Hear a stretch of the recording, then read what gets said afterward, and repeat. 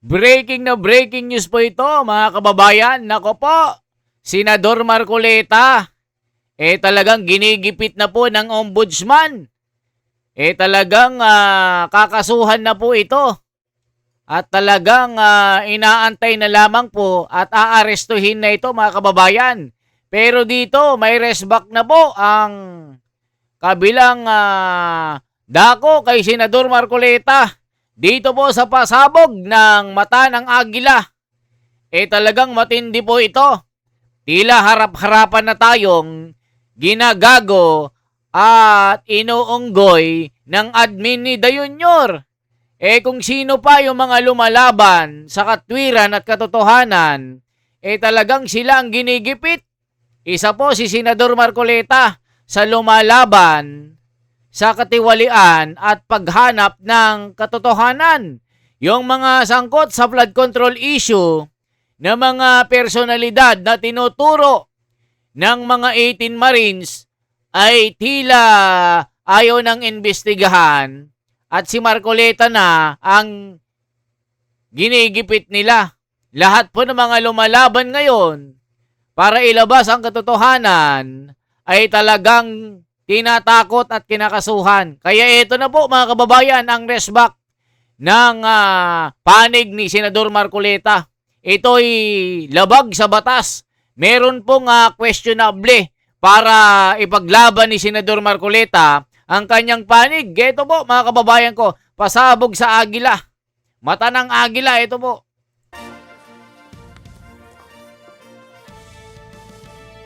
Questionable umano pagpapatupad ng batas ng Office of the Ombudsman. Matapos ang isulong nito ang pagsasampa ng kaso laban kay Senador Rodante Marcoleta kaugnay ito sa usapin ng campaign contribution. Habang ang ilan umano sa mga nakasuhan dahil sa pagkakasangkot sa anomalyang flood control project sa bansa ay hindi pa rin napapansin. At kapapansin-pansin rin po ang mga kinasuhan na sangkot sa anomalya ay pawang mga kritiko lamang ng kasalukuyang administrasyon. Balita mula kay Erlo Bringas. Duda ang publiko sa mabilis na aksyon ng Office of the Ombudsman. Ayan, mga kababayan ko, yung mga komento po sa social media.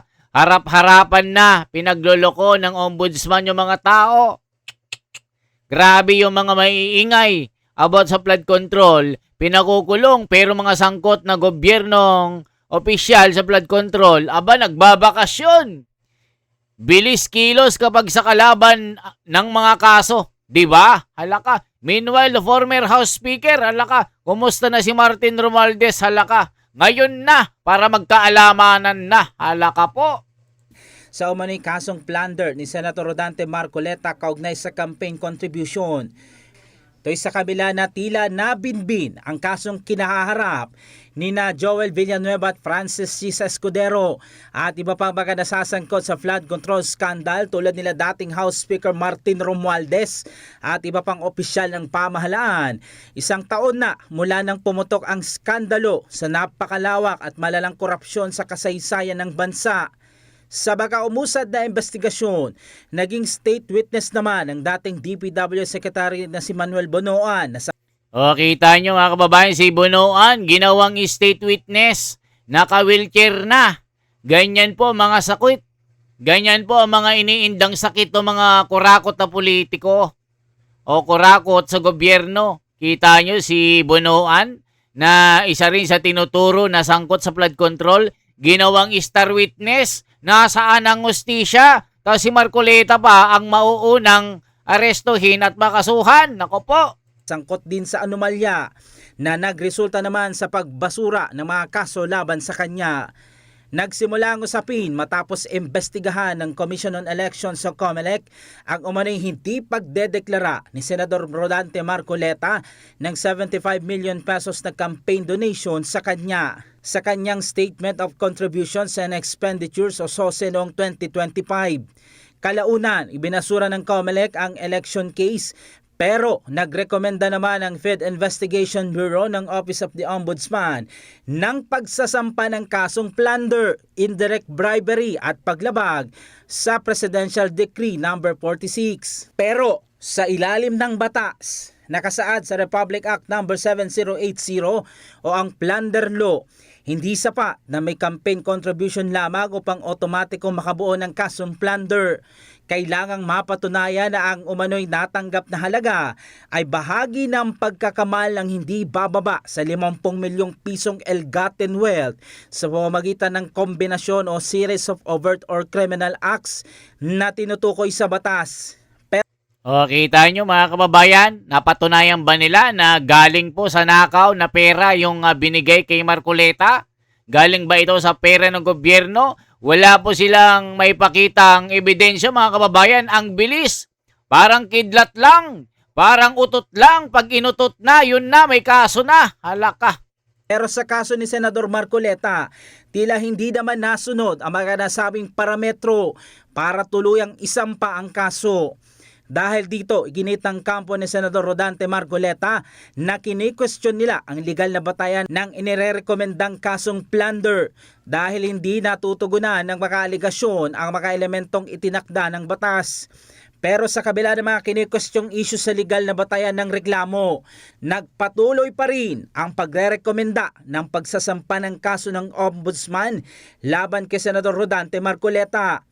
Kasabay nito, binigyan din ng mga kritiko na hanggang sa kasalukuyan ay wala pa rin katumbas na aksyon sa iba pang mga kasong may kaugnayan sa umano'y maanumalyang flood control projects.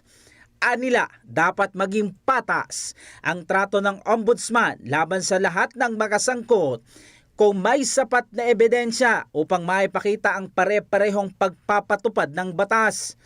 Giit ng mga kritiko, kung may sapat na ebidensya laban sa lahat ng mga nasasangkot, dapat ding maisulong ang mga kaugnay na reklamo upang maipakita ang pantay na pagpapatupad ng batas.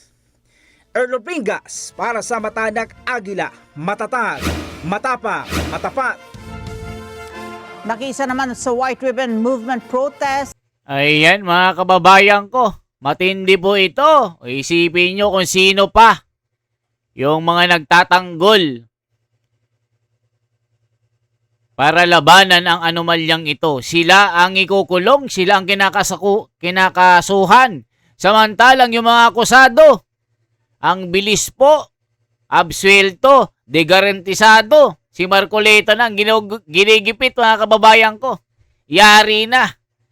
Bendalo na. Nako, bilis-bilisan nyo para magkaalamanan na. Yan ang sabi ng mga komento dito mga kababayan.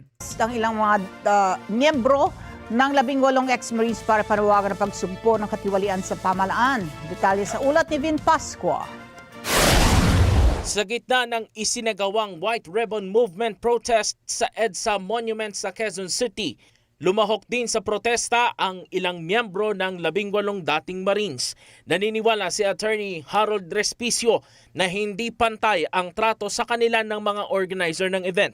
Hindi kasi nabigyan ng pagkakataon na makapagsalita sa harap ng mga nagpoprotesta ang ilang personalidad na may nalalaman sa issue ng flood control project scam. Kasi nga gusto po ng mga dilawan, sila lang po ang magsalita. Sinasabi nila, anti-corruption sila, pero wala namang binabanggit na pangalan, mga kababayan ko. Sara Duterte, litisin, corruption. Di ba mga kababayan ko yan, no? Sara, litisin, Marcos singilin. Parang propagandang ginagawa nila. So, ang nililiti si Marcoleta, sila Mike Defensor. Lahat ng mga Marines dito ay walang lugar sa pagtingin na pantay ng ng batas na ito. Bendalo na talagang nangyayari. Nako po mga kababayan ko. Nakakagigil po ito. Ilan rito si dating Congressman Mike Defensor at ilang miyembro ng 18 ex-Marines. Pahayag ng abogado, walang plano ang kanilang grupo na magbanggit ng anumang kampo sa pagsasalita nila sa publiko. Hindi kami magbabanggit ng BBM, hindi kami magbabanggit ng Sara dahil alam ko maraming nakatanggap sa inyo mula kay BBM. Pero hindi kami magbabanggit ng kulay at ng personalidad na sinusuportahan namin. Pero ang pinakamahalaga po sa Pilipinas ngayon, magkaisa tayo sa laban natin sa korupsyon. Kaya walang nangyayari, walang umaandar sa ating krusada para pabagsakin ang korupsyon ay lahat tayo mismo ay nagsisiraan. Isa naman ang ating objective.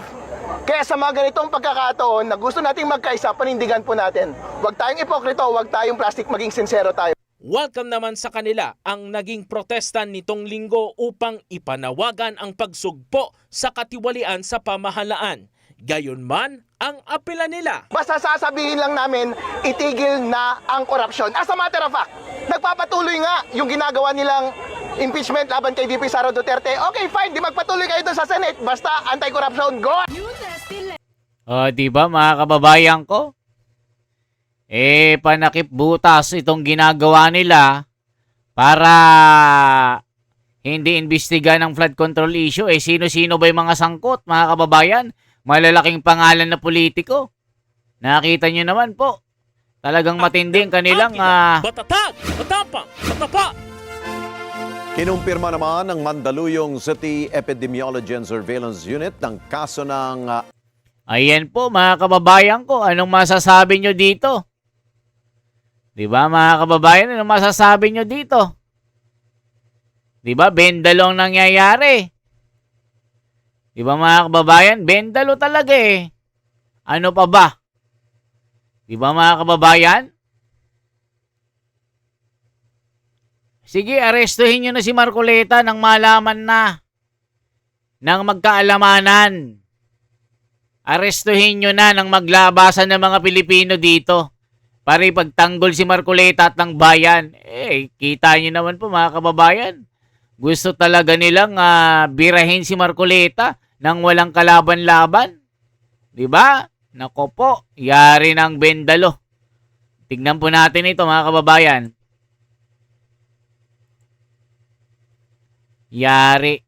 Bendalo na talaga. Ito pong pasabog natin. Mahalaga na dapat po ninyong mapakinggan ang kanyang announcement. Ready na? Announcement ni Boying Rimulya. Ayun. Ito po, panoorin natin ang announcement ni Ombudsman Boying Rimulya.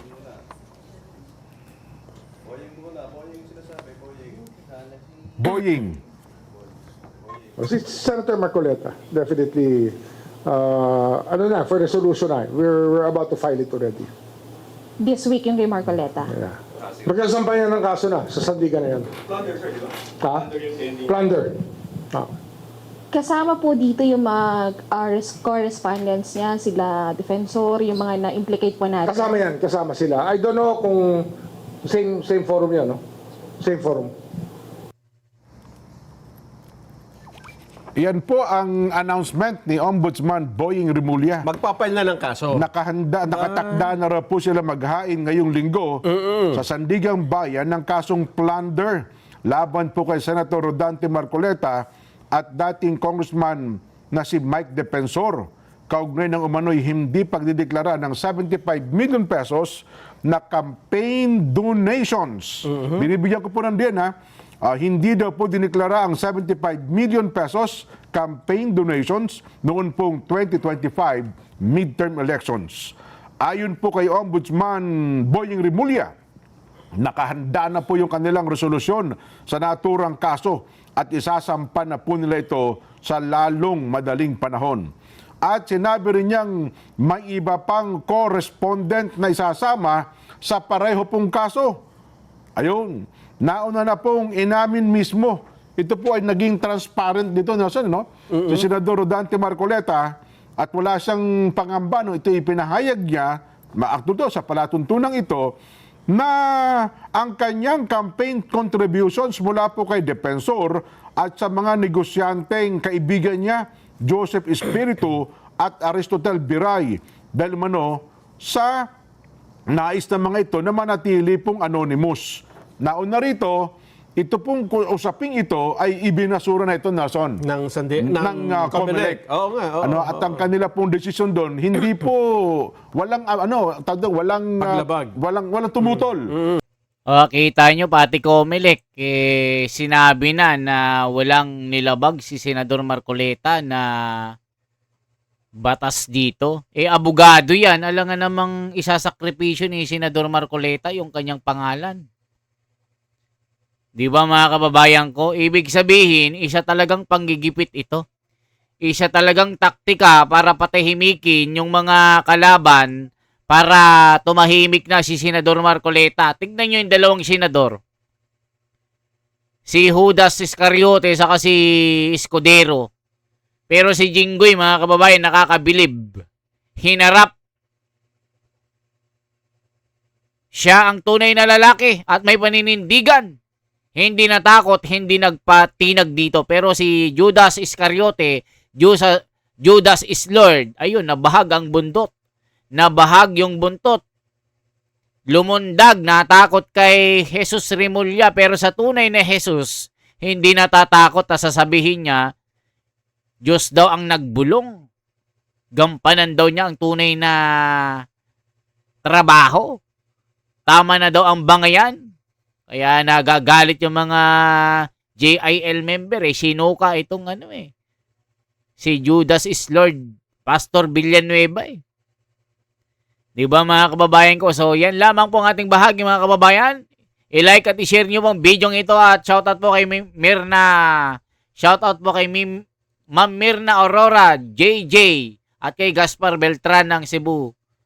Mabuhay po kayo sa mga kababayan natin. Mag-comment po kayo kung anong lugar po kayo mga kababayan para pag nag-appear po, baka mapili ko po kayo na ma-shoutout dito. O sabi ng mga komento, pal naman ng mga ito, sabi niya. Diba? Ang ganda ng halakhak ng mga reporter. Yung press con kasi, tila yung mga reporter tuwang-tuwa na si Marcoleta ay kinasuhan. Sabi ni Kat Carrot, ang kakapal ng mga medyang ito, sabi niya. Diba? Yan lamang po ang ating bahagi mga kababayan. Salamat po at i-like at i-share po ito. Huwag po tayong papayag na gipitin si Senador Marcoleta. Suportahan po natin ang kanyang krusada, ang pinaglalaban niyang ilabas ang tunay na katotohanan. Diba mga kababayan ko? Salamat po at sana po lumabas ang tunay na katwiran at pantay na pagtingin ng batas pero yung ginagawa ng mga bendalo. Panggigipit na talaga ito. Salamat po at i-share at i-like at subscribe ang ating YouTube channel. Mabuhay po.